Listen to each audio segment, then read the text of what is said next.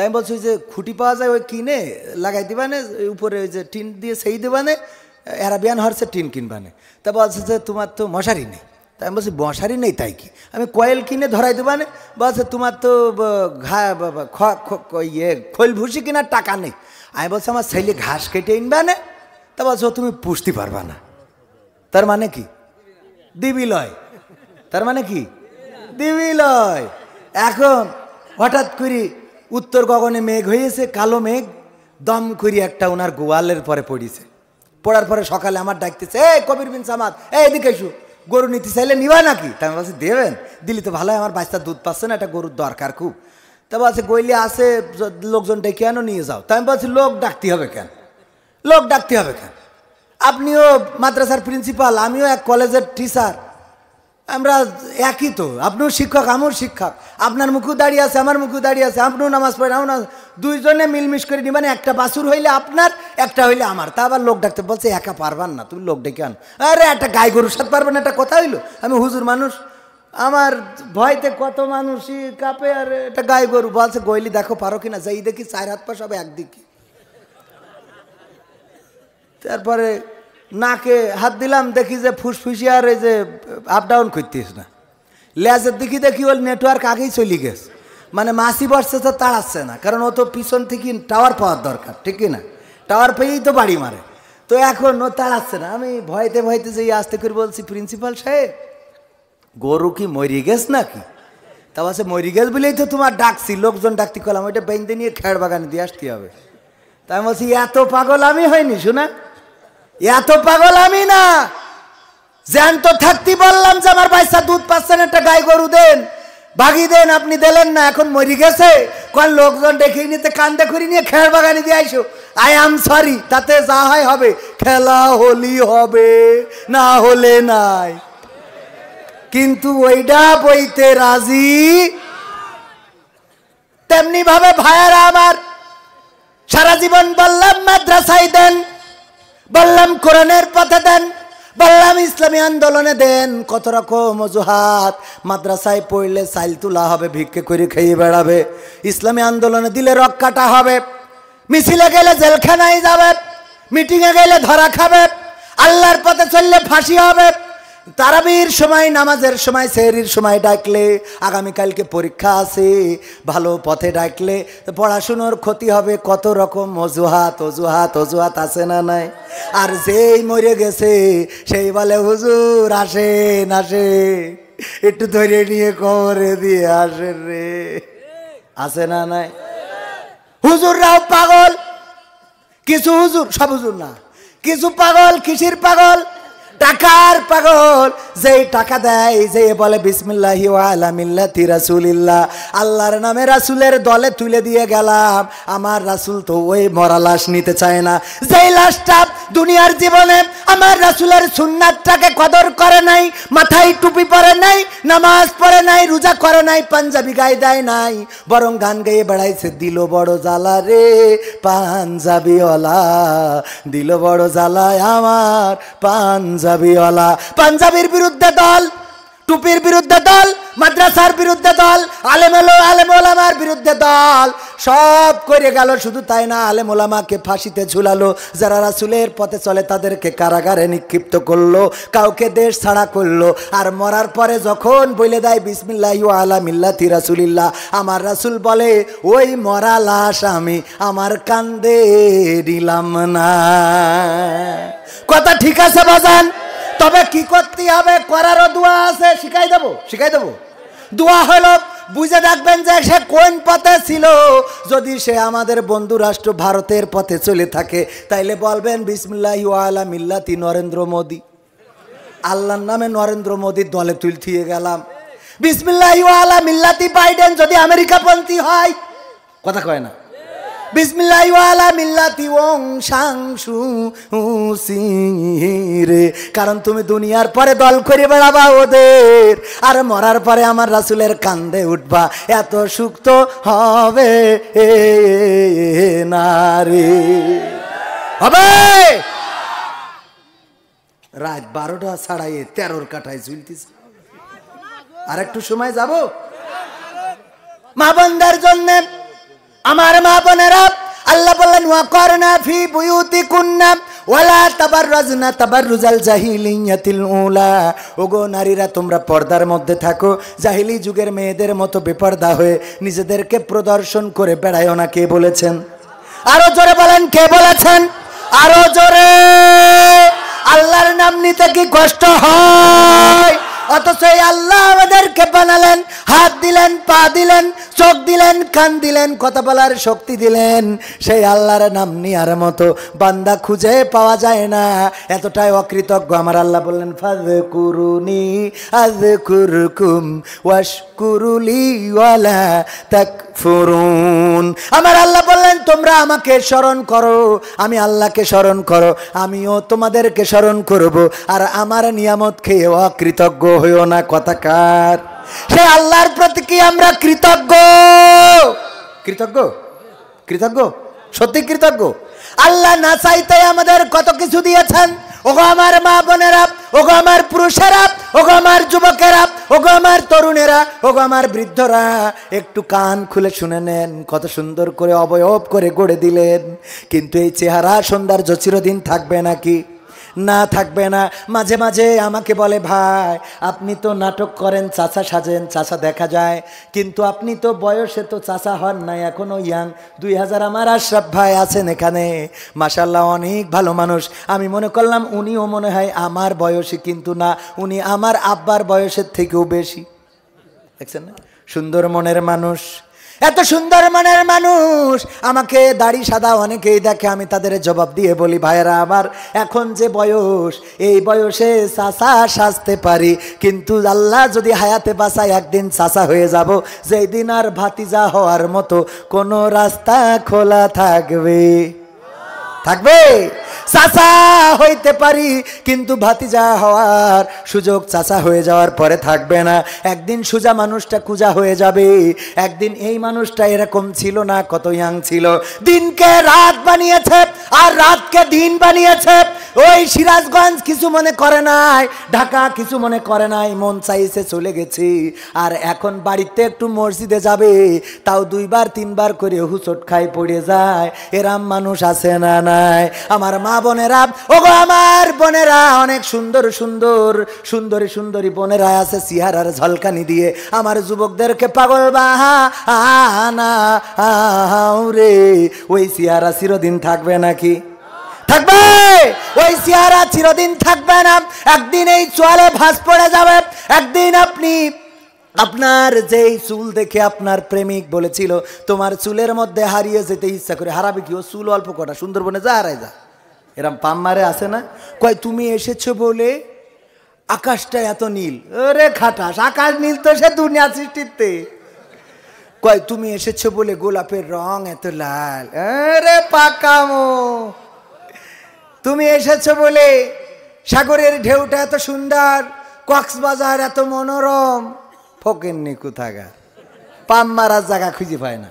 এবার কয়দিন পরে বিয়ে করি, দেখো আর সংসারে শান্তি নেই। কি ব্যাপার? হঠাৎ করে বলে হুজুর একটু দোয়া করি দেন। কি দোয়া? তা আমাদের সংসারে বনিবানা হচ্ছে না।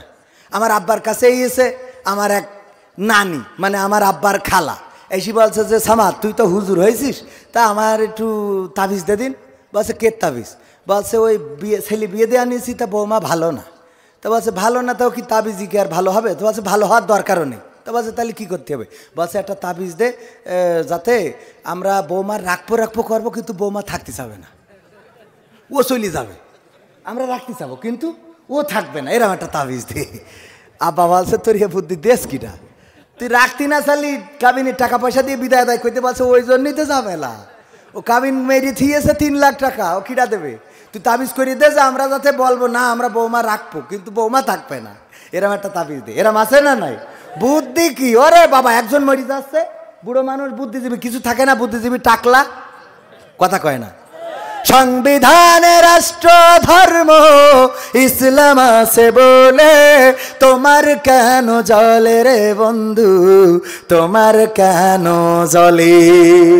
শয়তানে জালে কি আগুন তোমারই বগলে, তোমার কেন জলে রে বন্ধু, তোমার কেন জলে? ইসলাম হলো শান্তির ধর্ম, আছে সুবিচার, অন্য ধর্মের প্রতি কভু করে না অবিচার।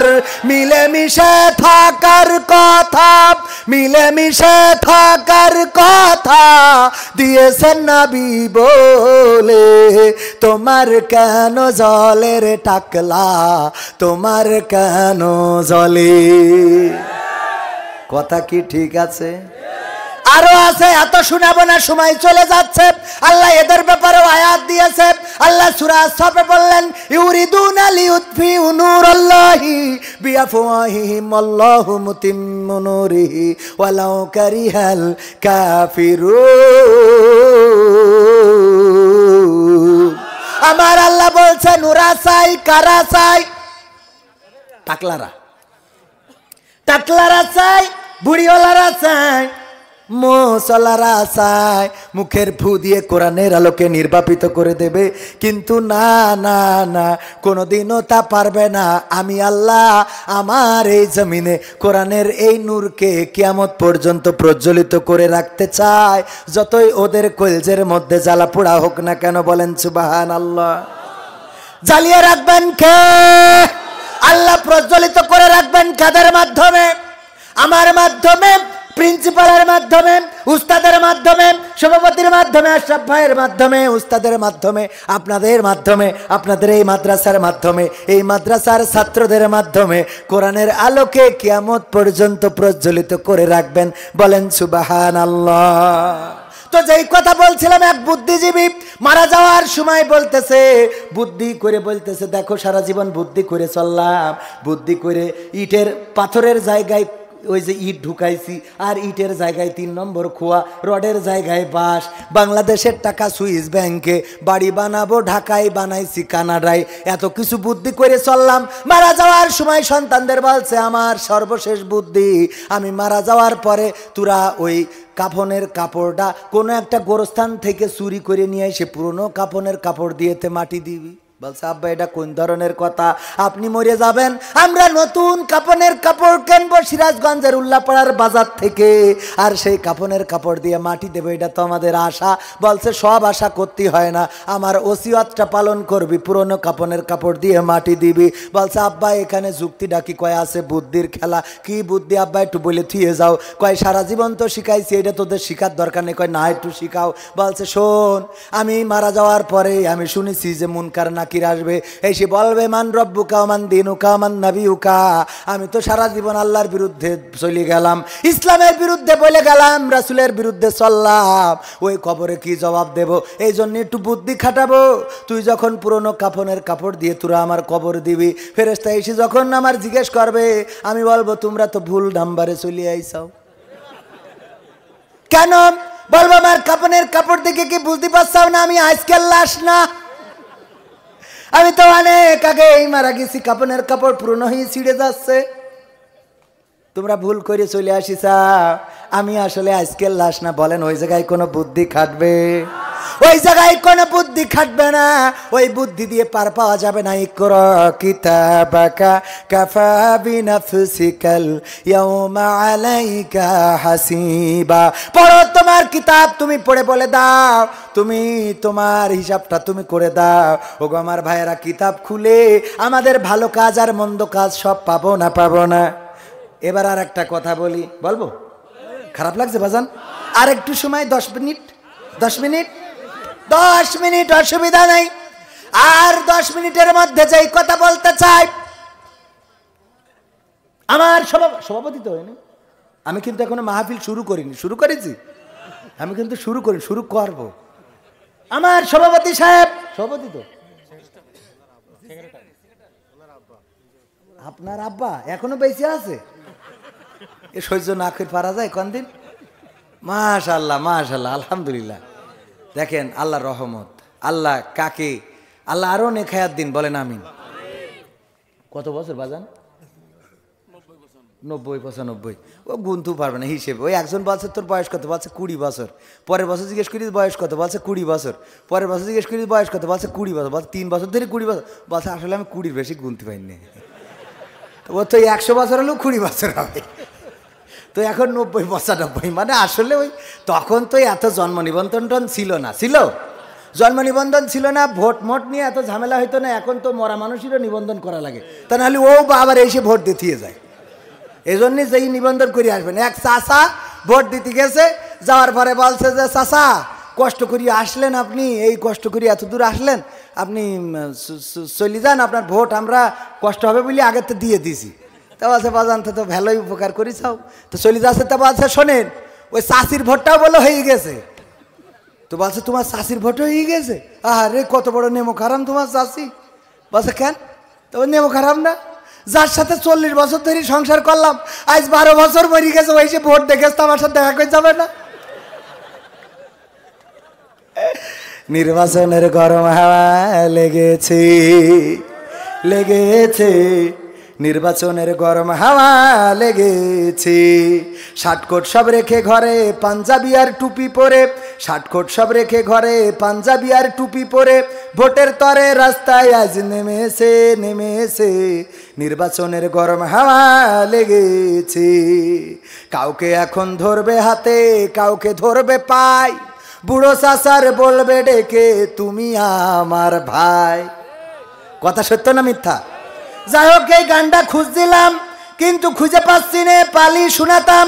অনেক গানই তো শোনানোর ইচ্ছা, 101টা গান এতে আছে, কোনটা শোনাবো? যাক পাইছি, শোনাবো এটা। নির্বাচনের গরম হাওয়া লেগেছে, লেগেছে, নির্বাচনের গরম হাওয়া লেগেছে। শার্টকোট সব রেখে ঘরে পাঞ্জাবি আর টুপি পরে, ভোটের তরে রাস্তায় উড়া নেমেছে, নেমেছে, নির্বাচনের গরম হাওয়া লেগেছে। কাউকে এখন ধরবে হাতে, কাউকে ধরবে পায়, বুড়ো চাচার বলবে ডেকে তুমি আমার ভাই। পকেট থেকে বের করিয়া দিবে টাকার নোট, বলবে আমি জনদরদি, দিও আমায় ভোট। এসব শুনে আমার চাচা অনেকখানি রেগেছে, রেগেছে। কেন রেগেছে? কারণ চাচা চেয়ারম্যান হওয়ার পরে একটু কাউন্সিলে গেছিল, যে এই বলছে দেখো বাবু, আমার তো জীবনে আমি বুড়ির জন্য কিছু করতে পারলাম না, তা আমার বুড়ির জন্য তোমার একটা বিধবা ভাতার কার্ড দিতে হবে। তা বলছে চাচা তুমি তো এখনো মরি শেষ করতে পারো নি, তা তোমার বুড়ি বিধবা হয়নি, কিভাবে কার্ড দেবো? আসলে ও ঝামেলা ওইটা না, ঝামেলা হইলো ও চেয়ারম্যান সে বিধবা ভাতার কার্ড সব ওই শালিগের নামে আর প্রবাসীর বোন নামে দিয়ে শেষ।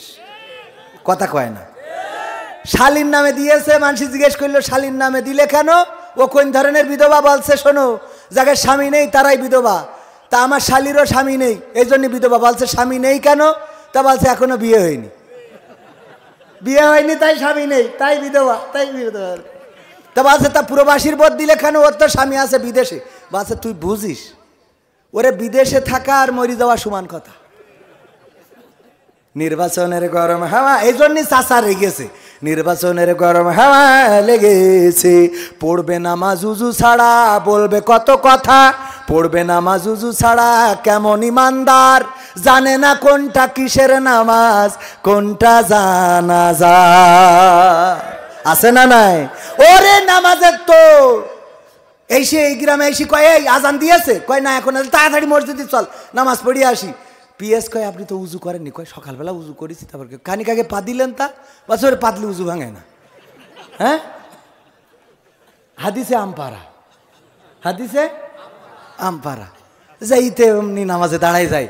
আবার এখানতে নামাজ পড়ি আর এক জায়গায় যাই, ওখানে যাই কয় এই আজান হয়ে গেছে না, কয় গেছে, নামাজও হয়ে গেছে, কয় আল্লাহ নামাজ পড়ি নিতে হবে। পিএস কয় আপনি যে ওখান থেকে পড়িয়ে আসলেন, কয় এই শোন, এই সময় আমরা 5 ওয়াক্ত নামাজের জায়গায় 10 ওয়াক্ত পড়বো, তো সমস্যা আছে? এইবার ভোটের পরে এই জায়গায় আজান হয়ে গেছে, বলতেছে নেতা এখানে একটু নামাজটা পড়ি যান। বলছে না আমরা উকেনে যেই পড়বো। এবার উকেনে যেই জামাতে দাঁড়ায় গেছে, বলছে আসেন নামাজটা পড়িয়ে নিই। বলছে আমরা উকেনতে পড়িয়ে আইছি। কথা কয় না, আমরা ওখানে যেয়ে পড়বো আর এখানে এসে বলে উকেনতে পড়ে আইছি। আছে না নাই? শুনবেন আপনারা বাজান, রাত তো হয়ে যাচ্ছে, আপনারা শুনবেন আমি জানি, এটাও শোনাবো, সব শোনাবো, অসুবিধে নেই। কিন্তু আরেকটা কথা আমি না বললে আমার ভাল লাগবে না, সেই কথাটা না বলে পাচ্ছি না। ওই যে প্রিন্সিপালের বাড়ি ইঁদুর হয়েছে, কি হয়েছে? ইঁদুর। এখন বলছিস কি যে ইঁদুর হয়েছে, ম্যাডাম বলতেছে খালি মাহফিল করি বেড়াবা আর মাদ্রাসায় পড়াবা। ইঁদুর যে আমার ল্যাব কেটে দিচ্ছে, তুলো নিয়ে যে ওদের বাচ্চা হচ্ছে তার পাশার তলে দিচ্ছে, এটা ঠেকাতে হবে না? তা বলছে তাহলে কি করা যায়, একটা বিড়াল দেখে নিয়ে আসে। একটা বিড়াল দেখে নিয়ে আসে, এই বিড়াল খায় দায় আর ঘুরিয়েতে ওই ইঁদুরদের তাড়াই বেড়ায়। ইঁদুররা বলছে না, এটা তো মানা যায় না, খেলা হবে। এটা মানা যায় না, অবশ্যই খেলা হবে। কি করতে হবে? পোস্টার বানায় পোস্টার লাগাই দিয়েছে যে বিশাল জনসভা, সবাই প্রিন্সিপালের রান্নাঘরের সেন্সাইটির উপরে রাত 12টার পরে ইঁদুররা সবাই জড়ো হয়েছে, বলতেছে শোনো, এতদিন ধরে আমরা এই বাড়িতে ছিলাম, ভালোই খাচ্ছিলাম আরামে, হঠাৎ করে একটা বিড়াল এনেছে, এই বিড়াল আমাদের চরম ডিস্টার্ব করতেছে, তার কি করা যায় তোমরা বলো। একজন বলতেছে হুজুর কোনো কথা নেই, একটাই কথা, মেরে ফেলতে হবে। কি করতে হবে? মেরি ফেলতে হবে। বলছে যদি মেরি ফেলতে হয় তাহলে তো তার ধরার দরকার আছে, ধরতে হবে। কিটা কোনে ধরবা বলো? একজন পিছনতে বলছে হুজুর আমার নামটা লেখেন, আমি ল্যাস্টাইনি ধরবো। বলছে ওকে নাম লিখে নিয়ে বলছে আল্লাহ কবুল করো, একজন ল্যাস্টাইনার লোক পাওয়া গেছে ইঁদুর। আর একজন কও কিডা কোনে ধরবা? একজন বলছে আমার নামটা লেখেন, আমি পিছনের বাম পাশের ঠ্যাং টেনে ধরবো। আর একজন বলছে আমার নামটা লেখেন, আমি পিছনের ডান পাশের ঠ্যাং। আর একজন বলছে আমার নামটাও লেখেন, আমি সামনের ডান পাশের ঠ্যাং। আর একজন বলছে আমার নামটা লেখেন, আমি সামনের বা পাশের ঠ্যাং পা ধরবো। এই বলার পরে বলছে এইবার বলো আর কিডা কোনে ধরবা ধরবা ধরবা। আর কেউ কোনো কথা বলে না, বলে না, বলে না, বলে না। এইবার হুজুর বলতেছে দেখো বিড়ালের সাইজ করার জন্যে ল্যাজ ধরার ইঁদুর পাইলাম, ল্যাজ ধরার ইঁদুর পাইলাম, পা ধরার ইঁদুর পাইলাম, ঠ্যাং ধরারও ইঁদুর পাইলাম, কিন্তু যেই জায়গায় ম্যাও ম্যাও করে ওই জায়গায় ধরার মতো কোনো ইঁদুর পাইলাম না রে। ম্যাও করা জায়গায় ধরার দরকার আছে না নাই? আছে কি না? ওগো আমার ভাইরা, কোরআনের জন্য যদি ডাক আসে, ইসলামের জন্য যদি ডাক আসে, দিন কায়েমের জন্য যদি ডাক আসে, আল্লাহ রাসূলের আনিত বিধান কায়েমের জন্য যদি ডাক আসে, সেই ডাকে সাড়া দিতে রাজি আছেন কিডা কিডা? হাত দেখতে চায়। নারায়ে তাকবীর, নারায়ে তাকবীর। আল কোরআনের আলো, আল হাদিসের আলো, আমার নেতা তোমার নেতা, আমার নেতা তোমার নেতা, দুনিয়ার মুসলিম, দুনিয়ার মুসলিম। নারায়ে তাকবীর, নারায়ে তাকবীর। ওগো আমার ভাইরা, আল্লাহর নবীকে নবীর সাহাবারা এত ভালোবাসতেন। বেলাল রাদিয়াল্লাহু তাআলা আনহু বিশ্ব নবী ইন্তেকালের পরে মদিনা ছেড়ে দিলেন, অনেক দিন ধরে খুঁজে পাওয়া যায় না। আর 5টা মিনিট বাজান থাকা যাবে? 5টা মিনিট। আল্লাহর নবী ইন্তেকাল করলেন, বেলাল মদিনা ছেড়ে দিলেন। অনেক দিন পরে বেলাল স্বপ্নে দেখলেন আল্লাহর নবী বলছেন ওগো বেলাল, তুমি দেখি আমার কথা মনে করো না, আমার জন্য কি তোমার পরাণ কোনো কথা বলে না? বেলাল চিন্তা করলো অনেক দিন হলো মসজিদে নববী ছেড়েছি, রাসূলের রওজাটা একটু জিয়ারত করে আসতে হবে। মদিনায় আসলেন রাসূলের রওজা জিয়ারত করার জন্য। মদিনায় আসার পরে মদিনাবাসী বলল ওগো বেলাল, তুমি তো রাসূলের নিযুক্ত মুয়াজ্জিন ছিলে, রাসূল ইন্তেকালের পরে কোথায় হারিয়ে গেলে? তোমার কণ্ঠের আজান তো শোনা যায় না। ওগো বেলাল, তুমি যদি একটু মসজিদে নববীতে আজান দিতে, তাহলে রাসূলের সময় যে আজানটা শুনতাম সেই আজানের স্মৃতিটা আমাদের মনে ভেসে উঠত। বেলাল বলল না, তোমরা আমাকে অনুরোধ করো না, আমি মসজিদে নববীতে আজান দিতে পারবো না। আল্লাহর নবীর সাহাবীরা অনুরোধ করে যখন হলো না, হাসান হুসাইনকে ডেকে আনা হলো। হাসান হুসাইন বলল ওগো বেলাল, তুমি মসজিদে নববীতে আজান দাও, তোমার আজানটা একটু শুনতে চাই। আমার নানা যখন ছিলে তখন তো আজান শোনাতে, তখন আজান দিতে, ওই আজানটা তো আমরা বড্ড মিস করি। আল্লাহর নবীর সাহাবী বেলাল বললেন ওগো হাসান হুসাইন, আমি তোমাদেরকে ফিরাবো না, ফিরাবো না, কারণ আমি আমার রাসূলকে বলতে শুনেছি যে হাসান হুসাইনকে কষ্ট দেয় সে আমি নবীকে কষ্ট দেয়, আর যে হাসান হুসাইনকে খুশি করে সে যেন আমি নবীকে খুশি করে। সুতরাং আমি তোমাদের খুশি খুশির জন্য মসজিদে নববীতে আজান দেব। বেলাল রাদিয়াল্লাহু তাআলা আনহু আজান দিতে দাঁড়ালেন। যারা রিয়াজুল জান্নাতে গিয়েছেন, রিয়াজুল জান্নাতে যারা হজ করেছেন তারা গিয়েছেন। আমি যখনই যাই আল্লাহ রাব্বুল আলামিন দুইবারে নিয়ে গেলেন। যাওয়ার পরে যখনই রিয়াজুল জান্নাতে প্রবেশ করি নিজের অজান্তেই চোখ থেকে অশ্রু ঝরতে থাকে। সিজদায় গেলে আর উঠতে মনে চায় না যে এখানেই আমার রাসূল সিজদা দিয়েছেন, এখানেই আমার রাসূল নামাজ পড়িয়েছেন, এখানেই আমার রাসূল উঠেছেন বসেছেন, এখানেই আমার রাসূল সাহাবীদের সাথে গল্প করেছেন। সেই জায়গায় কপাল লাগালে আর উঠাতে মনে চায় না। ওই মসজিদে নববীতে রিয়াজুল জান্নাতে শুধু নয়, আল্লাহর ঘর যারা এখনো জিয়ারত করতে পারেন নাই, যারা এখনো হজ উমরা করতে পারেন নাই, আল্লাহ যেন সবাইকে তৌফিক দান করেন। সবাই বলেন আমিন। বেলাল আজান দিচ্ছেন, আজান যখন দিচ্ছেন দিতে দিতে যখন বললেন আশহাদু আন্না মুহাম্মাদার রাসূলুল্লাহ,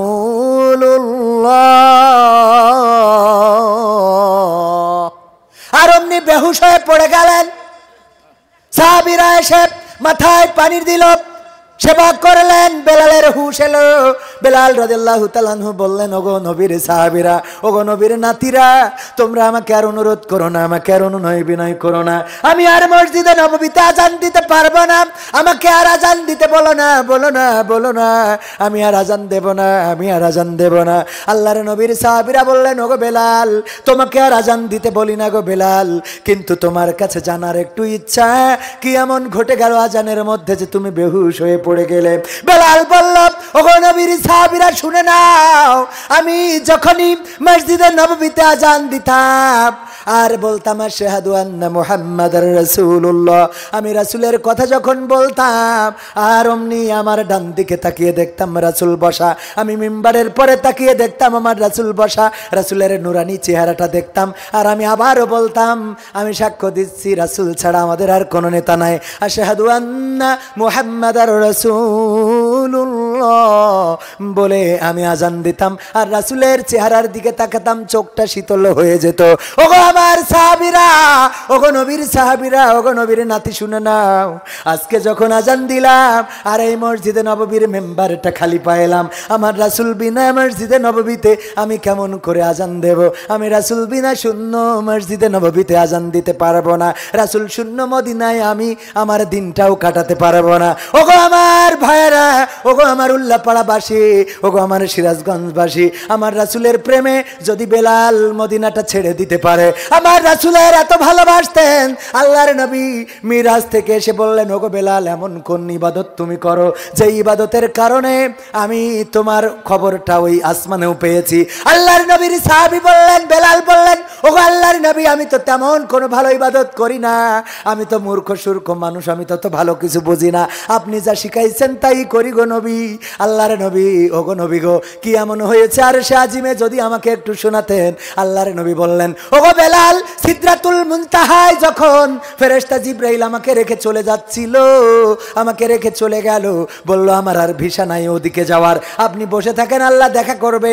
আমি একা ছিলাম, একটু ভয় করছিল, হঠাৎ করে আমার কানে তোমার পায়ের আওয়াজটা শুনতে পেয়েছি, আল্লাহ তোমার পায়ের আওয়াজ শুনতে পেয়েছি। এই বেলাল কোন জায়গায় পৌঁছালেন যে আল্লাহ রাব্বুল আলামিন নবীকে ওই আরশে আজিমের উপরে পায়ের আওয়াজটা শোনালেন শুধু রাসূলকে ভালোবাসার জন্য। আমার মা বোনদের জন্য অনেক কথা বলার ইচ্ছা আছে, তবে শেষ কথা যেটা সেটা হলো আমার রাসূলকে ভালোবেসে যদি এখনো পর্যন্ত আমার রাসূল প্রেমিকেরা কারারুদ্ধ জীবন যাপন করতে পারে, আপনাদের যে সুসংবাদটা শুনাইতে চাইলাম সেটা হলো আমার আমির হামজা ভাইয়ের আল্লাহ রাব্বুল আলামিন জামিনের ব্যবস্থা করে দিয়েছেন। বলেন সুবহানাল্লাহ, আল্লাহু আকবার। আমার হামজা ভাইয়ের জামিনের ব্যবস্থা হয়ে গেছে। এই হামজা ভাইয়ের একটা ঘটনা যদি আপনাদেরকে শোনায়, কারাগারে থাকাকালীন সময়ে একদিন রিজওয়ান রাফিকি ভাই, উনিও কারাগারে ছিলেন, উনি বললেন, হামজা ভাই দেখি কান্না করতেছে ওই জানালার রড ধরে। আমি কাছে গেলাম, যে জিজ্ঞাসা করলাম, ওগো আমির হামজা ভাই, কি জন্যে কান্নাকাটি করেন? কারাগারে রয়েছেন, কষ্ট লাগে নাকি? আমির হামজা ভাই বললেন, ওগো রিজওয়ান রাফিকি ভাই, না, আমি কারাগারের কষ্টে কান্নাকাটি করি না, কারণ জানি কোরআনের পথে চলার কারণে জেল হবে, জুলুম হবে, ফাঁসি হবে, এটা বিশ্বাস করি এবং এটা জেনে মেনেই ইসলামের দল করি। কিন্তু আমার চোখের পানি তখন পড়ে যখন আমার মনে পড়ে যায় দুইটা কলিজার টুকরা সন্তানের কথা। আমি যখন মাহফিল করে বাড়িতে ফিরতাম, আমার দুইটা সন্তান কলিজার টুকরা আব্বু আব্বু বলে আমার কাছে ছুটে আসতো, আমার কোলে উঠতো, বুকটা জড়িয়ে ধরতো, আমার বুকটা ভরে যেত। আজ 2টা বছর হয়ে গেল, ওই 2টা সন্তানকে একটু বুকে ধরে আদর করতে পারি না। পথে আছে, বাবাকে দেখবে, কবে ফিরবো জানি না, কবে তাদের বাবা ফিরবে তারাও জানে না। শুধুমাত্র মেয়েদের কথা